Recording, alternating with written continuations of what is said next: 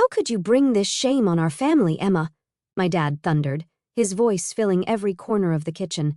He stood at the head of the table, his face lined with disappointment and fury. Eliza leaned casually against the counter, arms folded, her lips pressed into a thin line as she watched the scene unfold. I sat there, stunned, my heart racing, the weight of their judgment suffocating me. My name is Emma Morgan. I'm 26 years old, and tonight my world is unraveling. My father, the only parent I have left, looked at me as though I was a stranger.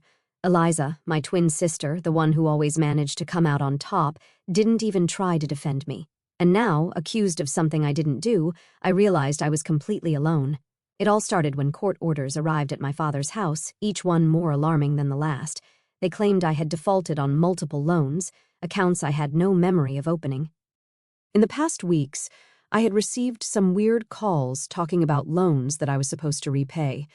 I dismissed them as scam calls, but the accusations were official, and the weight of the legal threats hung over me like a storm cloud. That's when everything truly fell apart. "I didn't do it, Dad," I said, my voice shaking but firm. "I don't know how this happened, but it wasn't me." Eliza shifted, her eyes glinting as she finally spoke. "Come on, Emma. Are you seriously denying it? Everyone knows your name is on the documents," she said, her voice laced with pity. "Why don't you just tell the truth and stop dragging this out?" My dad's expression hardened as he looked at me. "So what, are you saying this is all a coincidence? The loans, the complaints, the accusations from people in those places? Why would they target you for no reason?" I swallowed hard, trying to keep my voice steady. "Because someone framed me, Dad. Someone used my name. I don't know how, but I swear to you I didn't do any of this." My eyes darted to Eliza, who raised her hands in mock surrender. "Framed? Really?" Eliza said, her tone dripping with disbelief. "Who would go through all that trouble, Emma? And why you, of all people? This sounds more like an excuse than anything else." Dad shook his head, pacing the room. "Emma, I've always tried to be patient with you, but this is too much. You're not a child anymore. You need to take responsibility for your actions. Until you can, you're not welcome here." The words hit me like a slap, and I felt the ground beneath me shift. "Dad, you're kicking me out?" I whispered. I stood there, frozen, as my father's words sank in. Eliza sighed dramatically and shook her head. "I hate to see this happen, but maybe some time away will help you reflect, Emma," she said, her voice honeyed with false concern. I looked at her, my throat tightening with anger and disbelief. "You're loving this, aren't you?" I said, my voice low. "You've been the perfect one your whole life, and now you're watching me take the blame for something I didn't do." "Eliza isn't the problem here, Emma," Dad snapped. "You are. Don't make this harder than it has to be. Pack your things and leave tonight." The finality in his tone left no room for argument. My chest ached as I turned away, blinking back tears, knowing that no matter what I said, no one would believe me. I packed my bags in silence, each item a painful reminder of the life I was leaving behind. The walls of my childhood room felt foreign now, as if they belonged to someone else, a version of me that no longer existed. Eliza leaned casually against the doorway, watching me with an unreadable expression. "I wish it didn't have to be this way," she said softly, her tone laced with sympathy that didn't quite feel real. I kept my back to her, shoving clothes into my duffel bag. "Yeah, me too," I muttered, my voice heavy with defeat. "It's just, everything looks so bad right now, Emma." "Maybe some time away will help you figure out how this happened," she added. I froze for a moment, gripping the edge of the dresser. "I didn't do this," I said quietly. "I don't know how or why it's happening, but I didn't do it." Eliza sighed, stepping back into the hall. "I hope you figure it out. For your sake, really, I do." Her words echoed in my mind as I zipped up my bag and walked out of the room, unable to shake the feeling that something wasn't adding up. But for now, all I could do was leave. The night air was cold and sharp as I stepped outside, my duffel slung over one shoulder. The house behind me, once a place of warmth and memories, now loomed like a shadow filled with accusations and betrayal. I paused at the edge of the driveway, glancing back at the window where the light still glowed faintly. Dad hadn't even come out to see me leave. He'd made his decision and didn't care to look back. Eliza's voice echoed in my head. "I hope you figure it out. For your sake." Her words felt hollow, yet they clung to me like a thorn. How had things gotten so twisted? Why was everything pointing to me when I hadn't done anything wrong? As I walked down the street, clutching the strap of my bag, I told myself one thing. I might not have answers now, but I wouldn't stop until I found them. Something didn't add up, and I was going to figure it out even if no one believed me. The bus station was nearly empty when I arrived, the flickering fluorescent lights casting long shadows across the tiled floor. I bought a one-way ticket to the nearest city, my fingers trembling as I handed over the cash. The clerk barely looked at me, sliding the ticket across the counter without a word. I found a seat in the corner, away from the few scattered passengers. The reality of it all began to sink in as I stared at the crumpled ticket in my hand. I was alone now, no home, no family to fall back on. My mind raced with questions I couldn't answer. How could everything fall apart so quickly? Who would go to such lengths to frame me, and why? The engine of an approaching bus rumbled in the distance, pulling me from my thoughts. As the vehicle rolled to a stop, I tightened my grip on my bag and stood. This wasn't the life I'd envisioned, but it was the one I had to face now, one step at a time. The first few days after leaving home were a blur of cheap motel rooms, instant noodles, and restless nights. I was barely holding it together, my mind spinning with everything I'd lost. But staying in bed and wallowing wasn't going to solve anything. I needed to survive, and that meant finding a job, any job. I landed a position at a small clothing store downtown. It wasn't glamorous, but it was something to keep me busy and bring in a paycheck. My coworker Mia was a few years older than me, with bright red hair and a no-nonsense attitude. She didn't pry, but she had a way of getting me to talk without realizing it.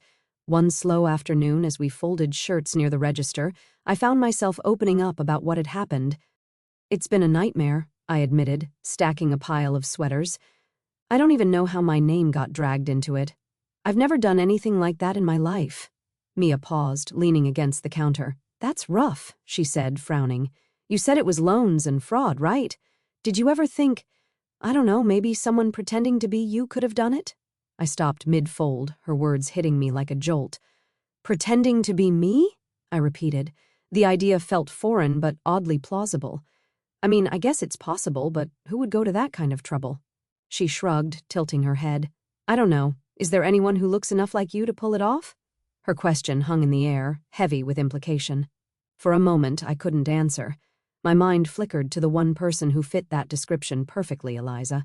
But no, why would she do something like that? Still, the seed of doubt had been planted, and I couldn't shake it. I hesitated, my hands frozen mid-fold. "There's my twin sister," I said slowly, the words tasting strange as they left my mouth. "We're identical. Eliza. But she would never do something like that. Everyone loves her." Mia raised an eyebrow, leaning her elbows on the counter. "A twin? Identical? Emma, come on. If someone's pulling this off, they'd need to look exactly like you. And you're telling me your twin is completely innocent?" I shook my head, the idea twisting my stomach. "She's always been the perfect one. My dad trusts her completely. Everyone does. There's no way she'd risk all that for something like this. Besides, why would she frame me?" Mia gave a short laugh, the kind that wasn't meant to be funny. "I don't know. Jealousy, spite? You'd be surprised what people are capable of when they think they won't get caught. I mean, who better to impersonate you than someone who looks just like you?" Her words made me uneasy, but they also planted a nagging doubt in my mind. I didn't want to believe it. Couldn't believe it, but the pieces started clicking together in a way I couldn't ignore. What if the person I trusted the most had been behind everything all along? That night, I lay awake in my tiny apartment, staring at the cracks on the ceiling. Mia's words echoed in my mind, refusing to let me rest. Who better to impersonate you than someone who looks just like you? Eliza had always been the center of attention, the one who could talk her way out of anything. And me? I was the quiet one, the easy target. But could she really do something so cruel? I pulled out my phone, scrolling through old photos. There we were, Eliza and me, side by side, practically mirror images. I remembered how she used to joke about how easy it would be to trick people. Back then, it seemed harmless, just her being playful. But now, it felt like those jokes were hiding something darker. As much as I didn't want to admit it, a part of me couldn't shake the possibility. If it was Eliza, she'd gone to great lengths to make sure I took the fall. And if that was true, I needed proof. I couldn't confront her or anyone else without evidence. This wasn't just about clearing my name anymore.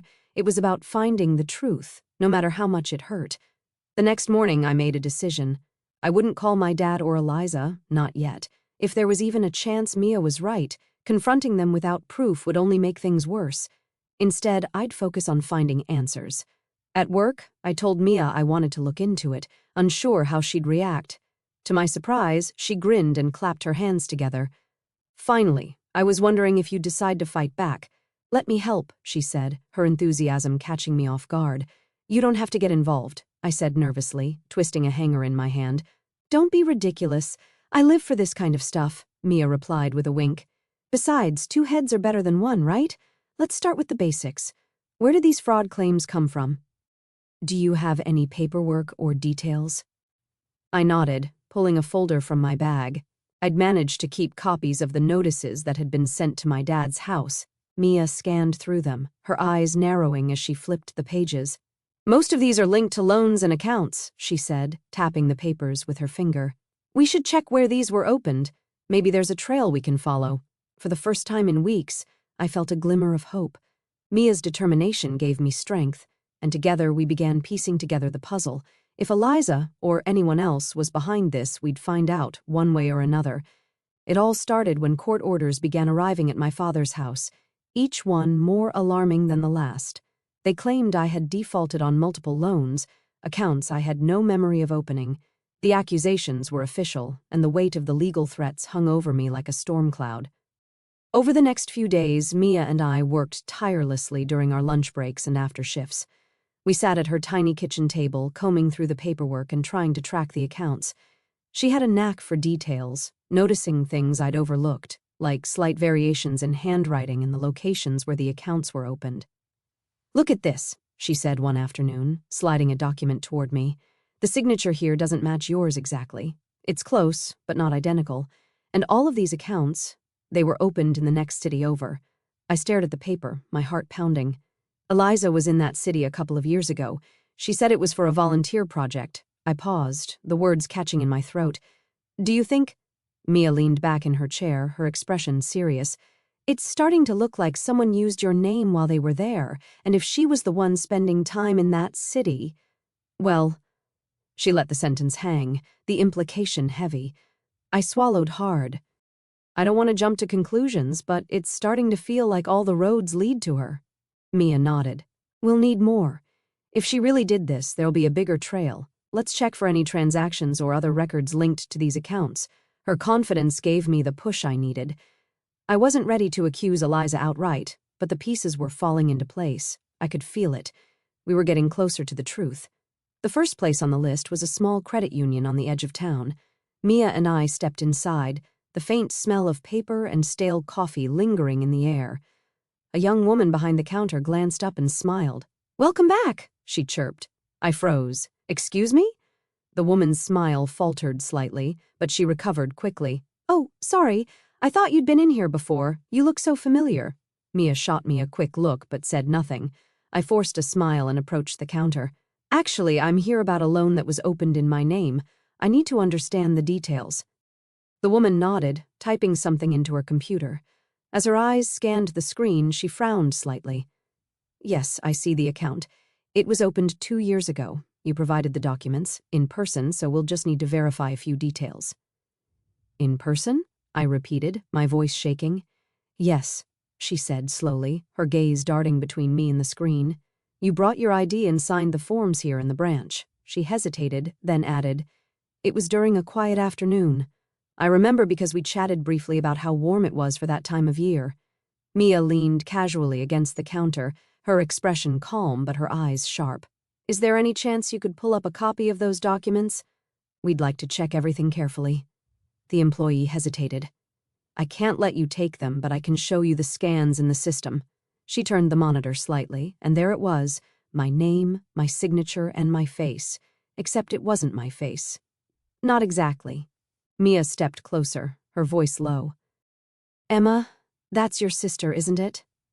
My stomach dropped. The face on the screen was identical to mine, but with subtle differences.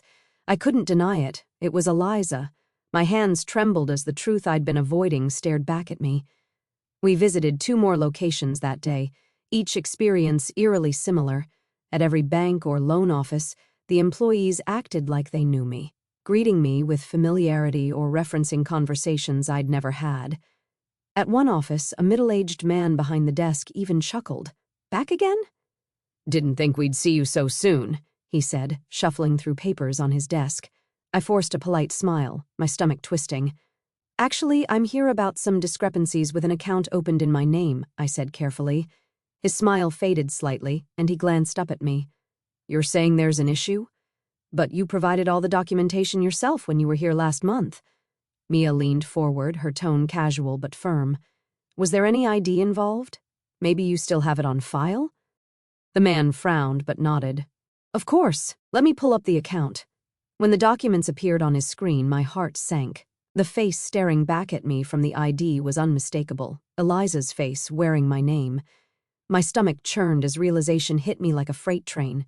It was Eliza all along, the face on the ID, the signature on the forms, the confident way she'd carried out the scams. It was her, my twin sister, my own flesh and blood, had used our identical looks to steal my name, my identity, and leave me to bear the fallout. I stared at the screen in disbelief, my chest tightening with a mix of betrayal and rage. Mia placed a steadying hand on my shoulder, her expression a mix of sympathy and quiet fury. "She's been setting you up from the start," Mia said softly, her words cutting through the silence like a blade. I wanted to scream, to cry, to storm out of the room and demand answers from Eliza. But all I could do was sit there, frozen, as the full weight of what she'd done crashed down on me. My own sister had framed me, and my father had believed her without question. As we left the office, my mind raced, piecing together everything I had ignored or brushed off over the past year: Eliza's sudden obsession with high-end fashion, the designer handbags, the tailored coats, the expensive jewelry she'd flaunted at family dinners. I'd asked her once how she could afford it all, and she'd laughed it off, saying, "Oh, just a little treat for myself, you know. I've been saving up." At the time, I believed her. Why wouldn't I? She was always the one who had everything figured out. But now those memories took on a sinister edge, the way she'd avoided specifics, the extravagant purchases that didn't match her modest job, the smug look she'd get whenever I questioned her success. It all made sense. She hadn't been saving up. She'd been using my name to fund her lavish lifestyle, leaving me to face the consequences. The next day, I met with a lawyer named David Cole, a calm, middle-aged man with a sharp gaze that seemed to see through every word. His office was modest but orderly, with files stacked neatly on his desk and a faint scent of coffee lingering in the air.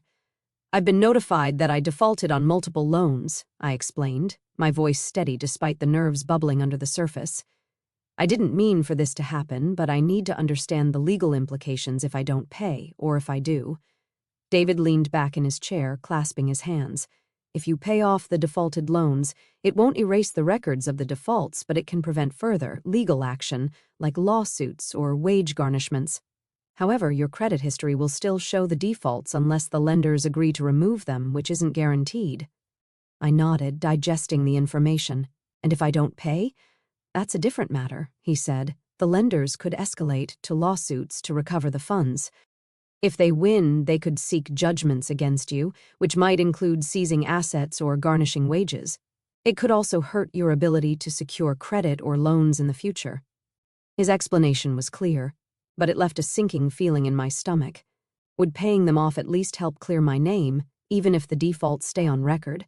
David tilted his head, considering. "It could show good faith that you're taking responsibility and trying to resolve the issue. But clearing your name entirely would require addressing how the loans came about in the first place. If there's any question of identity theft or fraud, that would need to be investigated." I nodded, my heart pounding. I wasn't ready to bring up Eliza or the possibility of fraud, not yet. For now, I just needed to focus on what could be done and how much worse things could get if I didn't act. I hesitated for a moment before speaking. What if, hypothetically, someone had stolen my identity and used it to open those loans? Would that change anything? David leaned forward, his sharp gaze narrowing slightly. "If your identity was stolen, that's a serious matter. You wouldn't be legally responsible for the loans, but you'd need to provide evidence to prove you weren't the one who opened them. That typically involves filing a police report, notifying the lenders, and disputing the accounts with the credit bureaus." And what happens if I can't prove it wasn't me? I asked, my voice barely above a whisper. Then it becomes much more complicated, he replied. The burden of proof is on you to show you didn't open the accounts. Without that, lenders will continue to treat you as the responsible party. But if you can gather any evidence, like being in a different location at the time or showing discrepancies in the application documents, it can make a big difference. I nodded, his words sinking in like weights on my shoulders. So paying them off wouldn't clear my name if they think I'm the one who opened the loans? Not entirely, David said. It would stop the legal actions against you for defaulting. But the history of the loans and the assumption that you opened them would remain unless you prove otherwise. If there's even a chance someone else is behind this, you need to investigate it now. The longer you wait, the harder it'll be to gather evidence. I nodded again, my mind racing. His advice made sense, but it also meant I couldn't avoid the truth forever. David's expression softened slightly as he leaned forward, his voice steady. If you can prove that your identity was stolen and you weren't the one who opened those loans, you won't be held liable for the debts. The lenders will have to close the fraudulent accounts and stop pursuing you. Your credit report can also be corrected to remove the negative marks associated with those accounts. Relief flickered for a moment before another question crept in. And what happens to the person who stole my identity? That depends, David said, his tone firm. If you provide evidence of identity theft, it becomes a criminal matter. Law enforcement could get involved, and the person responsible could face charges for fraud, forgery, or other related crimes. Penalties could include fines, restitution to the lenders, or even prison time, depending on the severity of the case. I swallowed hard. So, if I come forward with proof, I'll be cleared, but the person behind this, they could face serious consequences? Yes, he said, meeting my eyes. But clearing your name is your priority. If someone close to you is responsible, I know it might feel complicated, but remember, this isn't just about money, it's about justice and protecting yourself from further harm. I nodded slowly, his words settling heavy in my chest. If it came to that, I'd have to make a choice. Protect the person who betrayed me or finally fight for my own truth. The decision weighed heavily on me, but I knew I couldn't keep running from the truth. Eliza had to face the consequences of what she'd done, not just for me, but for the family she had deceived so easily. I couldn't let her actions ruin my life, but at the same time, the thought of sending her to jail made my stomach churn. That's when the plan formed in my mind. I would confront her, but on my terms. My family used to have a big gathering every year at the family reunion.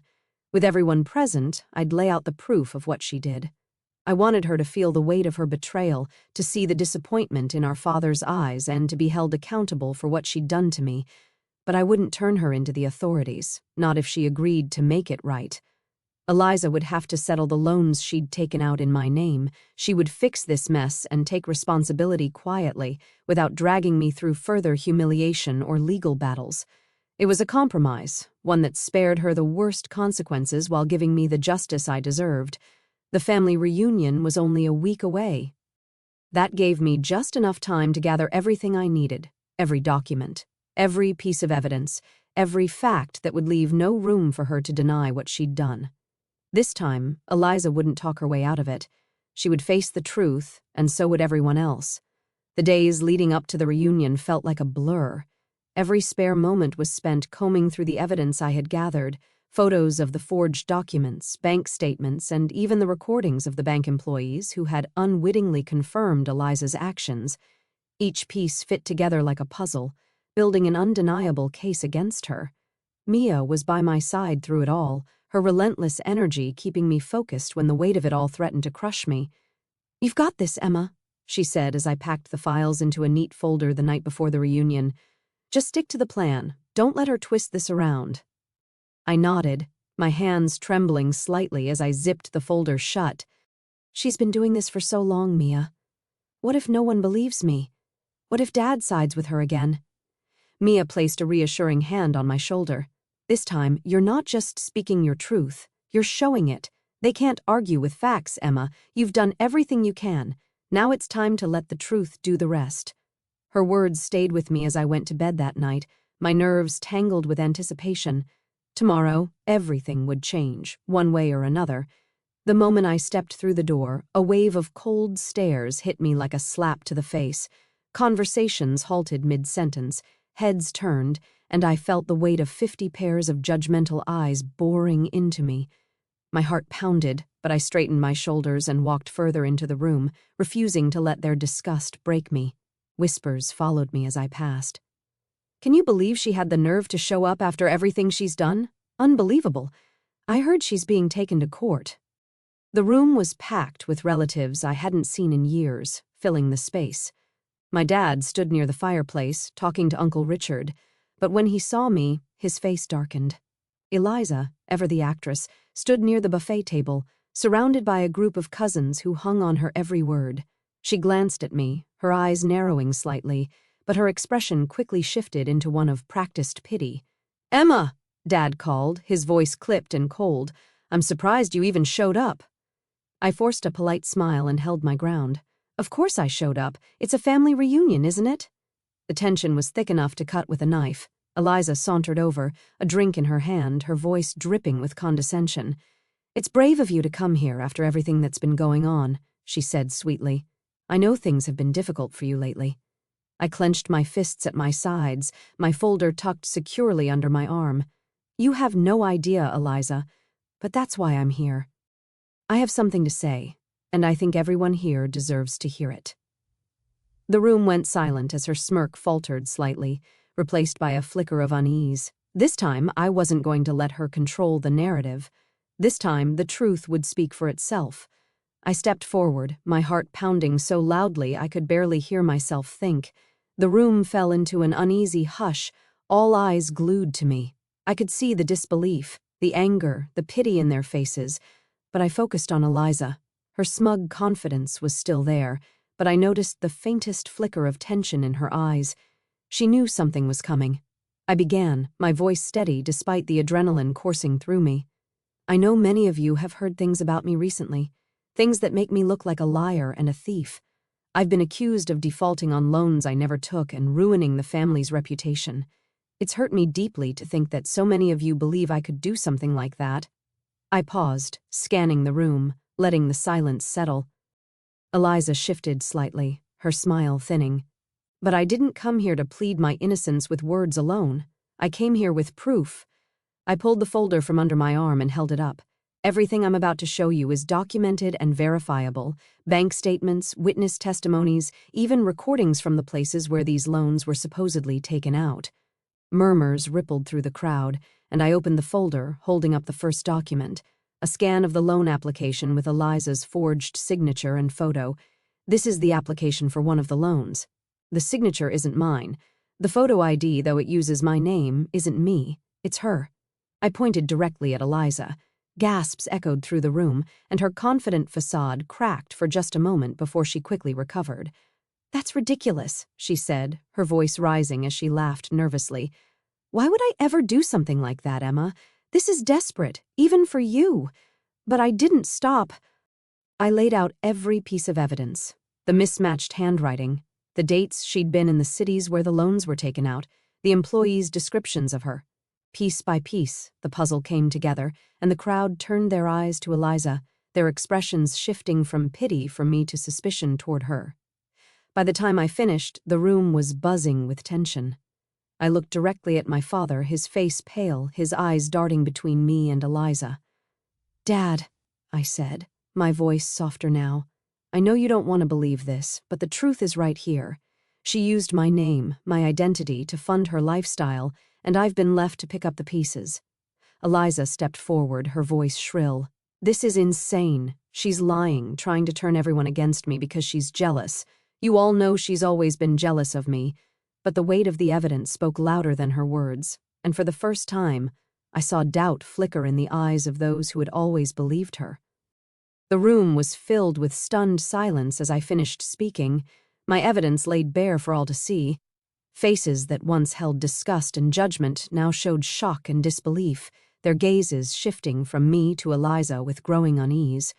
Whispers spread like wildfire, and I could see the shift, slow at first but undeniable. They believed me. For the first time, the weight of their judgment lifted, replaced by the crushing realization of what Eliza had done. Eliza's face twisted with anger as the whispers grew louder, the weight of the evidence pressing down on her. "This is ridiculous," she snapped, her voice sharp and trembling. "I don't have to stand here and listen to these lies." She shoved past the crowd, her heels clicking furiously against the floor as she stormed toward the door. "You're all pathetic for believing her," she shouted over her shoulder before disappearing into the night, leaving the room in stunned silence. As soon as the door slammed shut behind Eliza, the room erupted into a mix of murmurs and hesitant apologies. A few relatives approached me, their voices soft, laden with guilt. "I'm so sorry, Emma," one cousin said, her eyes welling with tears. "We had no idea." But I couldn't stay to listen. My heart raced as I turned and followed Eliza, pushing past the crowd. I needed to confront her alone. "Emma, wait!" my dad's voice called after me. I hesitated for a moment, then kept going. I heard his footsteps behind me as I stepped into the cool night air, scanning the parking lot for Eliza. There she was, fumbling with her car keys, her hands shaking as she tried to unlock the door. "Eliza!" I shouted, my voice echoing in the quiet lot. She froze, then turned to face me, her expression a mix of fury and panic. My dad caught up, his breath ragged, and looked between the two of us, confusion and anger etched on his face. "What the hell is going on here?" he demanded, his voice breaking the tense silence. I stepped forward, my eyes locked on Eliza. "You're not running away from this. We need to talk. Right now." Eliza's eyes darted between me and our dad, her panic barely concealed beneath her defiant glare. She crossed her arms, leaning against the car as if she could shield herself from what was coming. "Admit it, Eliza," I said, my voice steady but firm. "Tell Dad the truth about what you did, or I'll have no choice but to take this to the authorities." Her jaw tightened, and for a moment I thought she might lash out. But the weight of the situation was pressing down on her, and she knew it. "Eliza," Dad said, his voice shaking, filled with anger and desperation. "Is what Emma's saying true? Did you really do this?" Eliza scoffed, rolling her eyes.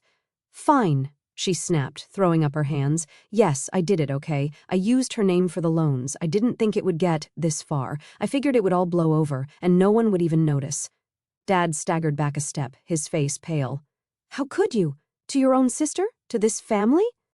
"I didn't think she'd be such a martyr about it," Eliza shot back, her voice cracking. "I needed the money, and she's always been flying under the radar. I thought she'd just take the heat and move on." I shook my head, my heart pounding. "You didn't just hurt me, Eliza, you destroyed my life. And I was ready to let you get away with it if you just own up to it and fix it. But if you don't settle those loans and clear my name, I'll make sure everyone knows what you've done, including the police." Eliza froze, the weight of my ultimatum hanging heavy in the air.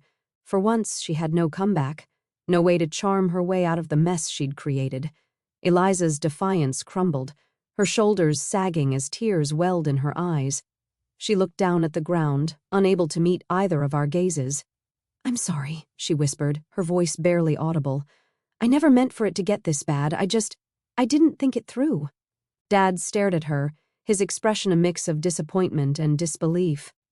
"You didn't think, Eliza? Do you realize what you've done to your sister? To this family?" She wiped at her eyes, shaking her head. "I'll fix it," she said quickly, her voice trembling.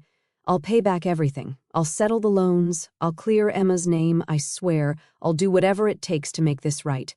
I watched her carefully, searching for any hint of manipulation, but for the first time, Eliza looked genuinely ashamed. "You better mean that," I said, my voice firm but quieter now. "Because if you don't, I won't hesitate to take the next step. This is your last chance, Eliza." She nodded frantically. "I do. I'll do it, Emma. I promise over the next few weeks." Eliza kept her word. She contacted the banks, paid off the defaulted loans, and provided statements clearing me of any involvement. It wasn't an easy process, and it didn't erase the damage overnight, but step by step, my name was restored. While I couldn't forget what she'd done, I felt a sense of closure in the end. Justice was served, not through revenge, but through accountability. Eliza's actions left scars, but they also gave me the strength to stand up for myself and reclaim my life. My family began to see me for who I truly was, not the person they had unfairly judged. Though trust with Eliza would take time, I found peace in knowing I had finally stepped out of her shadow and into my own light.